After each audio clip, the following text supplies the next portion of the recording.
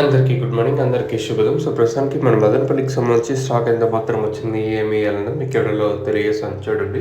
నేటితో పోల్చుకుంటే దిగుమతిది తగ్గిందా, అలాగే నిన్న ములకల్చిరు ఏం జరిగింది, ఏమి అనేది మీకు వీడియోలో తెలియజేస్తాను.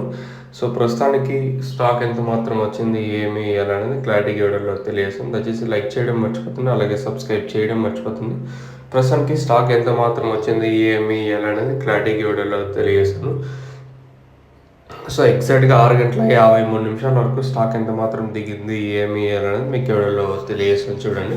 సో, ప్రస్తుతానికి అంటే దిగుమతి ఏం పెద్దగా మార్పు అయితే లేదు. ఈ వర్షం ఎఫెక్ట్ కూడా ఒకటి ఉంది. దిగుమతి ఏం పెరగలేదు. నిన్న ములకల్చిరు మార్కెట్ కానివ్వండి, నేను మార్కెట్ అయితే క్వాలిటీ తగ్గింది. నిన్న ములకల్చిరు మార్కెట్‌లో రూ. 1020 వరకు నిన్నైతే ములకల్చిరు మార్కెట్ అయితే జరిగింది. మార్కెట్ యావరేజ్‌గా నేను వచ్చేసి 700 ఇంకా 650 ఇంకా 750, 860 వరకు యావరేజ్‌గా నేను ములకల్చిరు మార్కెట్ అయితే జరిగింది. ఇది నేను ములకల్చిరు మార్కెట్ సంబంధించి ఇన్ఫర్మేషన్. మార్కెట్‌లో అయితే ఎక్కడ అంత స్లో అయితే అనిపించలేదు. నేను మార్కెట్‌లో సేమ్ టు సేమ్ మొన్న జరిగినట్టు నిన్న జరిగింది. ఇంకా మదనపల్లి స్టాక్ విషయం మాట్లాడుకుంటే మనం ముందుగా టీవీఎస్ మండి లైన్, అలాగే జేకే మండి లైన్లు మాట్లాడుకుంటే ఈ లైన్లో దిగుమతి పెద్దగా మార్పు అయితే లేదు.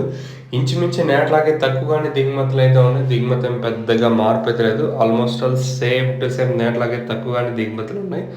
ప్రస్తుతానికి అయితే పెరిగే పరిస్థితి అయితే ఉండకపోవచ్చు. ఎందుకంటే ఈ రేపు కానీ ఎల్లుండి కానీ వాతావరణ పరిస్థితి కూడా ఒకసారి రీజన్ అవ్వచ్చు ఈ దిగుమతి పెరగకపోవడానికి. సో, ప్రస్తుతానికైతే మన మదనపల్లి మార్కెట్ సంబంధించి దిగుమతి ఏం పెద్దగా మార్పు అయితే లేదు. ఇంచుమించు నేట్లాగే తక్కువగానే ఉంది. ఓవరాల్గా మార్కెట్ మొత్తం మాట్లాడుకున్నా కూడా మరి రేట్లు కూడా ఎంత మాత్రం ఉంటాయో చూడాలి. మీకు ఎవరికైనా తక్షణ భూవరం బుకింగ్ చేసుకోవాలనుకుంటే స్క్రీన్ మీద కనిపించే నెంబర్కి కాల్ చేసి మీరు బుక్ చేసుకోవచ్చు. నెంబర్లు ఎప్పుడు అవైలబుల్గా ఉంటాయి.